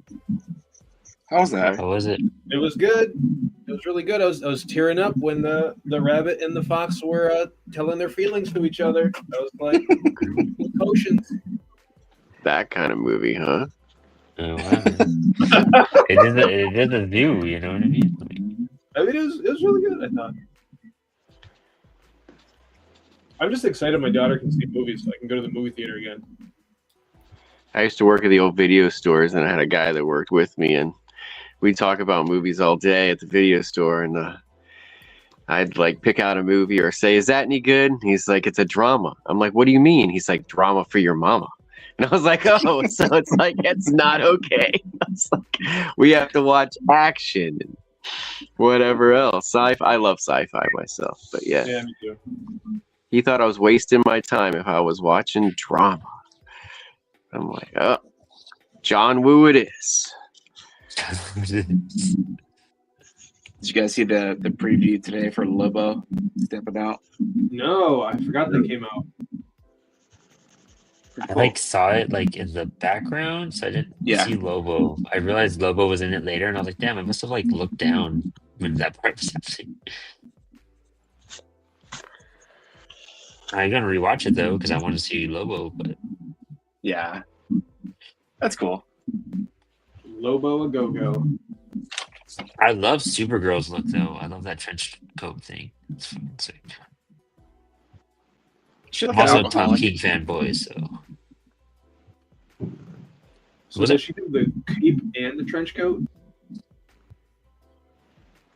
Yeah, I think so actually. Double drapes. Yeah. All for it. That's a great book. That Supergirl book. Yeah, illustrated by, was it Bilquist? Yeah, she's amazing, dude. She's one of my favorite artists ever. I gotta read that. That's something that always pulls me to a DC book eventually. It's like, oh, that art is like undeniable. I gotta check that out. Yeah, dude, I've loved her art for so long. When they brought like Sandman back, or like The Dreaming and whatnot, she was doing the art for that series. It was so good. Oh, nice.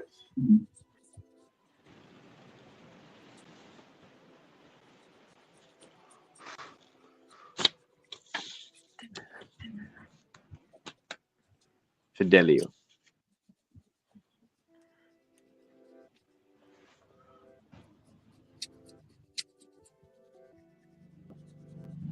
Okay.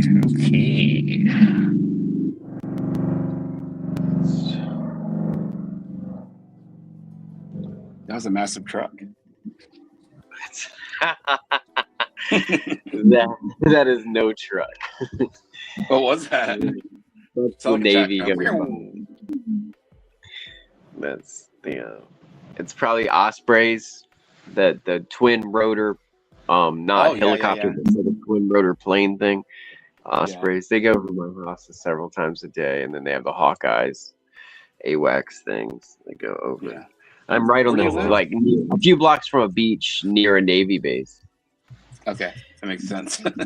they go over pretty low all the time. Like, like at least 3 to 6 times a day for all those kinds of planes. And yeah, then they have the big transport planes go by here. We had lightning strike the island 2 miles from where I live, and it sounded like a bomb went off. It was crazy. I've lived near bases all my life. Like, my dad was NASA, and then we lived near another base, but that was the spooky base. That was the one in the Colin Farrell movie, The Recruit. If you have seen or not seen Colin Farrell's Recruit film with Al Pacino. No. Nope. No. Well, yeah, it's hard to describe it much because I don't want to give away too much detail without people, like, if they see that movie, they'll know a lot more, I guess, about what I'm talking about. Yeah, down in Orange County, I was near a base too. It was in Oceanside, so we got a lot of helicopters and stuff flying through there. Every once in a while, you'd be driving down the highway and you'd see the like tanks and stuff doing drills. It was pretty crazy. Here they come again. I hear them, but I don't know how close they're gonna get this time. I hear them so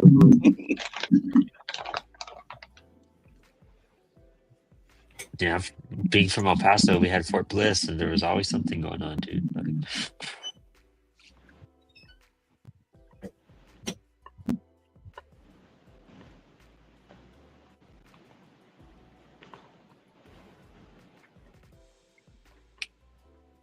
Max, are you playing with like a Nerf gun and it says curse the heater?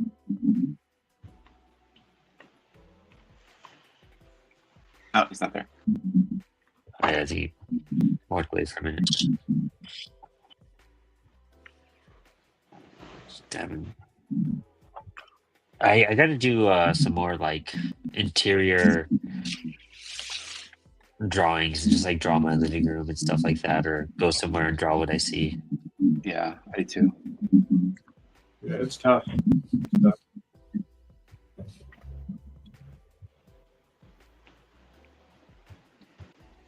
sleeping cats. Yeah, sleeping cats and whatnot, you know what I mean?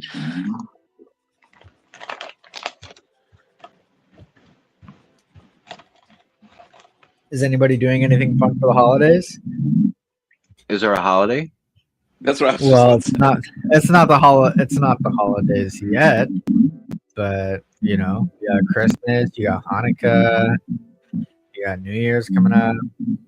I got my muffler got back on my car today, so I can drive. Hell yeah. Dang. What happened? Did it fall off? Yeah, I went over some speed bumps, and it eventually fell off on the way home.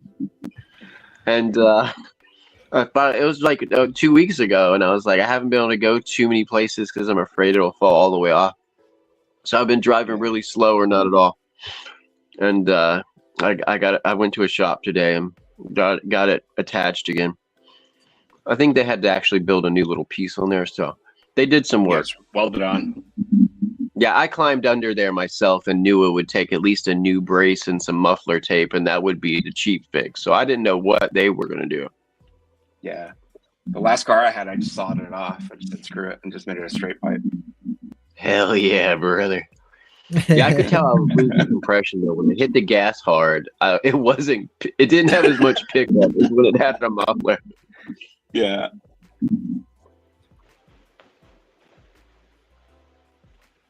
Yeah, I remember driving through the desert during like COVID and stuff. We were driving in an old Saturn, like just a little sedan, and that puppy was definitely held together by some aluminum foil.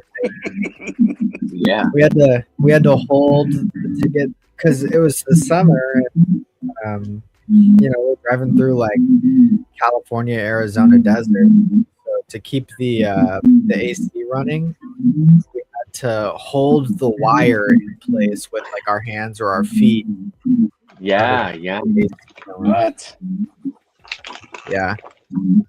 Yeah, I had a Porsche that every time you 50% of the time when you flip the high beams on or off, all the lights shut off. Yeah. So it's like I'm going 70 in the dark out in the wilderness, and I flip them high beams on or off, and I'm like, I am going 70 in pitch black, driving my Porsche down a road I cannot see, where there is no lines, there is nothing except for ditches and trees, and I'd be lucky to know where they are. So I just try to slow down a lot and jiggle everything and kick the fuse box until I can see it. As I had a car like that too, like when it would rain really hard, the windshield wipers would stop and then the lights would just quit all of a sudden. So you're just floating with pure blindness, just hoping to God you don't hit anything. It was kind of like that. If you tried to flick the back and forth from high beam to low beam light or whatever, the windshield wiper, the lights, everything would go off. But the car would still go. Like the gas, everything worked to go. But it did not. Yeah, it did not have any lights. Yeah, somehow I'm those alive. days. I am alive. I'm alive.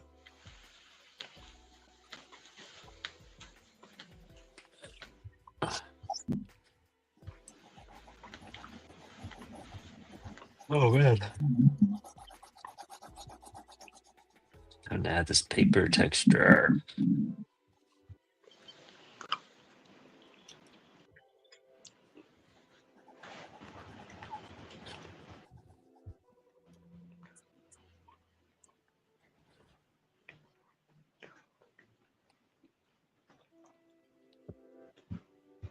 I'm How so many happy, digital like, pages? Oh, sorry. Go ahead. all three people start talking at once. That was so funny. You guys could go first. Go for it. I was gonna ask how many digital pages you have left, Brandon. Oh, just one more. Oh, almost there. Almost there. What are you gonna do with your newfound non-digital freedom? I'm drawing a picture for a friend. And then it's a surprise, so I can't say on air, you know what I mean? Gotcha. Because I do watch the show sometimes. And then man, I think it's gonna have to be either the Wizard, my my Brent Hines Ace Frehley little comic, or Stoner Wars, whatever strikes me first. Honestly, I'm gonna do like a whole like week of just doing faces though. I'm just gonna practice doing faces for a bit. Nice. Sounds like fun. It's just like something I just like gotta get down and work on.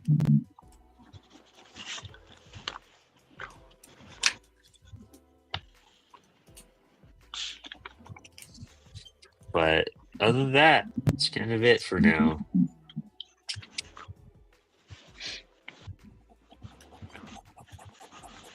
And what's the next Apollo book coming out? Is it January or February? January, Outer Space #3. Yeah, that's right. Yeah, it's exciting, dude. These guys are killing it. Good deal. We have a stacked year. We have like 6 big campaigns that we're working on promoting.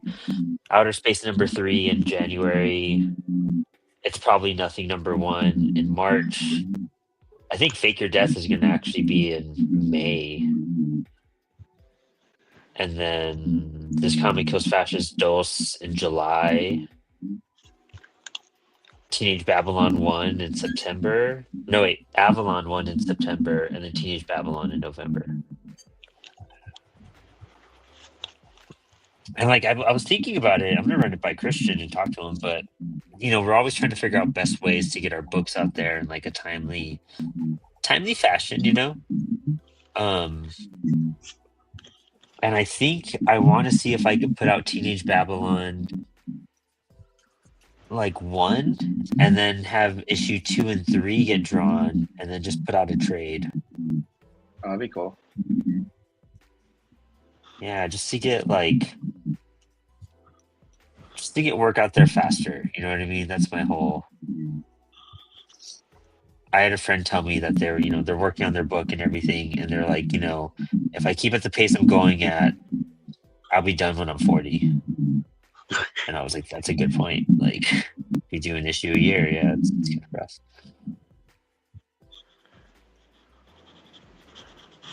That's some staying power. And for reals, makes you think on life. That's what you need, though. Okay, cool. Staying power. It's all about staying power. Yes. I got a little time before 40. Yeah, me too. Me too. It was, I think, or like the thinking was like, I'm at, like, 32, 33. It's a 8-issue series in my head. You do an issue a year. You're like 40 by the time you finish that. Especially if you take a year off to like do a different project or something. Like the whole thing. I was thinking of James O'Barr and The Crow. What did it take him 10 or 15 years to get that done? Yeah, really? But I think so. He worked on it periodically over a pretty extended amount of time. Oh yeah, But- right, because he's in the military. Yeah, but I mean, it's rad though, right? And people still talk about it. It's still awesome. So it's okay. Yeah, Jim Van Beaver, one of my heroes. It took him like 12 years to finish his movie. Yeah. I'm like really fortunate that I have like so many things in motion. I feel like that's like really fortunate too. Like I have like That's 6 good. books That's actually really good. in progress. That's amazing. That's great. It's freaking crazy, dude. Like I even have like other stuff that's like with like you, especially China, one of my artists that I collaborate with like crazy. Like we have another series we want to do together too while we're doing Fake Your Death. So it's like there's stuff that like hasn't even been started that we want to do. So I have like the next 10 years of creative projects. Holy shit.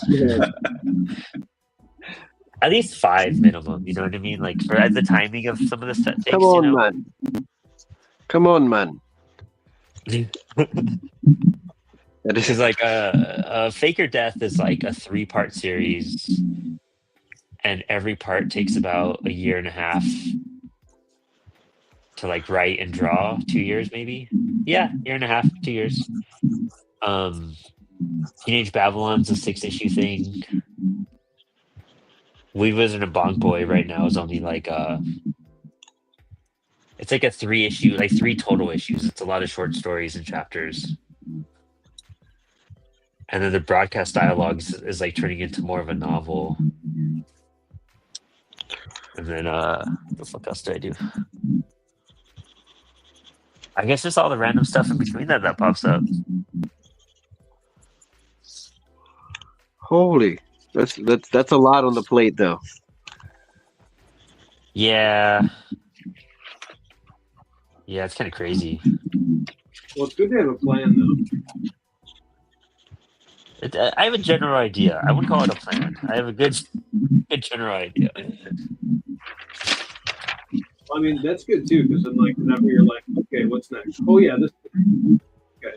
Oh yeah, I don't ever have a Idle. reason to be bored. I think it's good to be idle every now and then, though. Get your mind back or whatever. Yeah. And even don't give it up or take it back. Every time I'm like burnt, or every time I turn around, there's something. I'm working on like a series with my girlfriend too. I'm helping her write it. I'm not like working on. It's her story. I'm just helping her like put it together. But there's that too. I produce a lot of stuff. So that's where it kind of like throws me off. Where I see a lot of stuff that I produce come out, and then I'm waiting for my stuff to actually come out. Is that book the one that you and Lex want to work on? Corpse Flower, yeah. Okay. I just didn't know if there was another one. No, not right now. I'm gonna do a little zine for her, though. That's about it. It's fun having new like artistic projects pop up with my writing projects I've had for so long.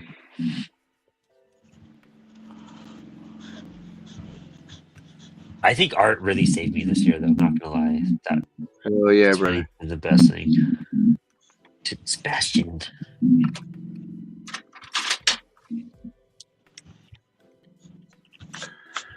Are we doing a full 2 hours, or are we cutting it at time? Oh yeah, I forgot we started a little late. Yeah, let's do our little round table. Let's sign off. I didn't realize how late it was.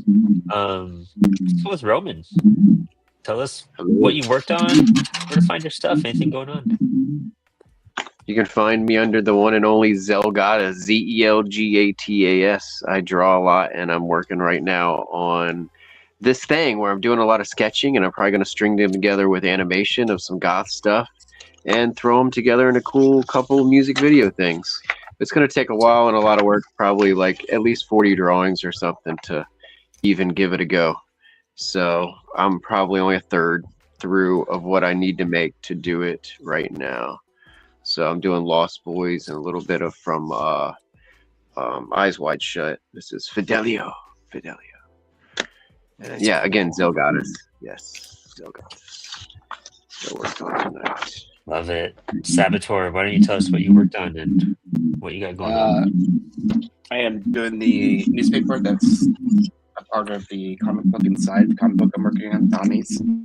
And you can find me at saboteurcomics.com. Love it. Aaron, we miss you. Oh, yeah, I was working on a bunch of stuff. This is my lead in the sci-fi story I'm working on. So just kind of a quick sketch of her. But I was working on. This is a pencil sketch I did last year of Wesley and Beatrice, the two main characters in my Wesley the Robot story. They've got coffee and they're going for a run. And I inked it once and I colored that one. This is the more refined inks. So I did Sick. 2 of those. Yeah, they came out pretty good. That's great. Yeah. And my most recent thing I had come out was Wesley the Robot Halloween special. And I combined it with my winter special. So this is like Halloween and Christmas all in one. Oh, nice.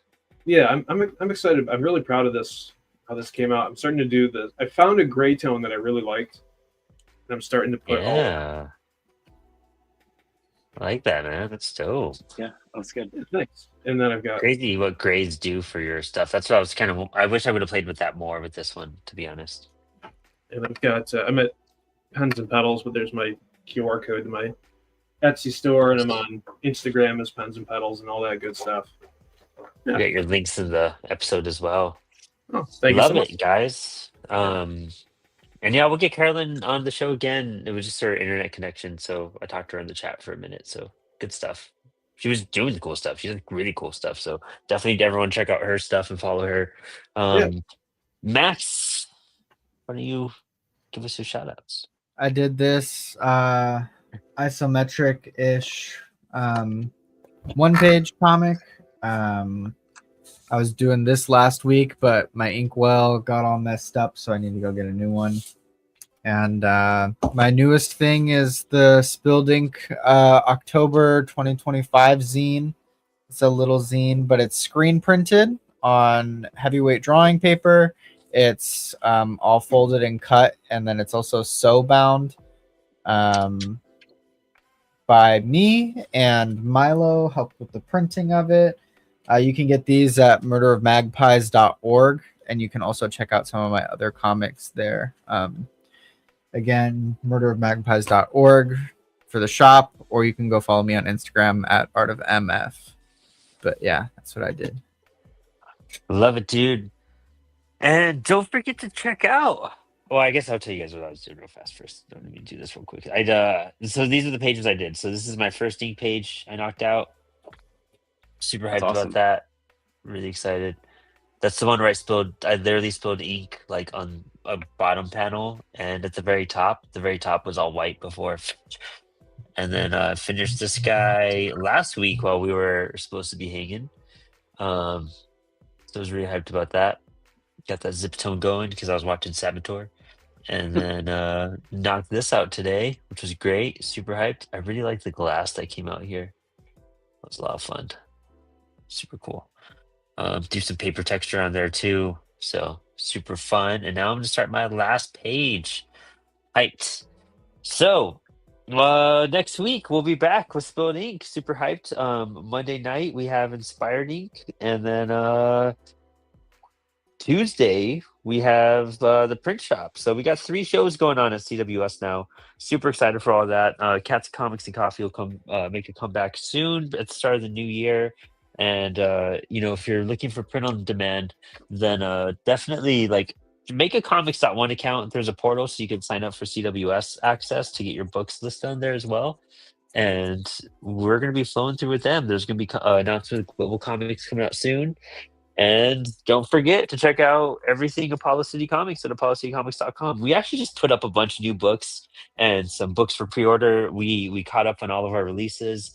Horror Anthology has been shipped out. I'm just shipping it out to the contributors now. And Euro Trip backers, you'll be getting your stuff in the next week as well, probably after I get back from New York this weekend. So be mailing all those out, and then we'll be shipping out Living a Fantasy. And then we enter the new year with Outer Space #3 and some other cool announcements that we have going on in the background that I can't talk about yet. But yeah, always something. So stay tuned. Thanks for hanging, and all you guys, thanks for hanging out tonight. We're Thank gonna you. wrap it down.